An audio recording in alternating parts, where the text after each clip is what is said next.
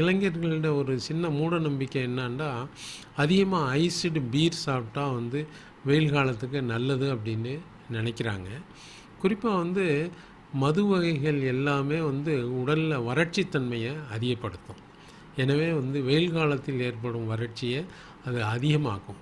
எனவே அந்த மாதிரி ஒரு தப்பான எண்ணிக்கையை இளைஞர்கள் வந்து விட்டுறணும்.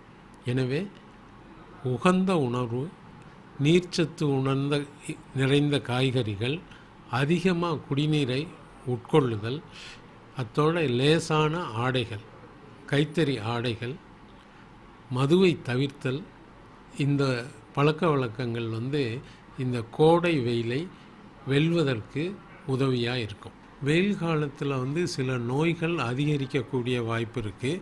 சில நோய்கள் புதுசாக ஏற்படக்கூடிய வாய்ப்புகள் இருக்குது. குறிப்பாக வந்து ஒத்த தலைவலி உள்ளவங்களுக்கு வந்து இந்த ஒத்த தலைவலியுடைய தன்மை அதிகமாகக்கூடிய வாய்ப்பு இருக்குது. அதே மாதிரி உடல் வறட்சி காரணமாக மூளை நரம்பியல் பாதித்து வாதம் போன்ற தொந்தரவுகள் கூட ஏற்படக்கூடிய வாய்ப்பு இருக்குது. சிறுநீரக பாதிப்பு உள்ளவங்களுக்கு சிறுநீரக பாதிப்பு மோசமாகக்கூடிய தன்மையும் இந்த வெயில் காலத்தில் உடல் வளர்ச்சினால் ஏற்படுறதற்கு வாய்ப்பு இருக்குது. மேலும் வந்து ஐஸ்டு ஃபுட்டு நிறையா சாப்பிட்டா எப்போவுமே அது பல பிரச்சனைகளை உருவாக்கும். சளி பிடிக்கிறதற்கு வாய்ப்பு இருக்குது, தொண்டை வலி வர்றதற்கு வாய்ப்பு இருக்குது. எனவே நரம்பும் பாதிக்கிறதற்கு வாய்ப்பு இருக்குது.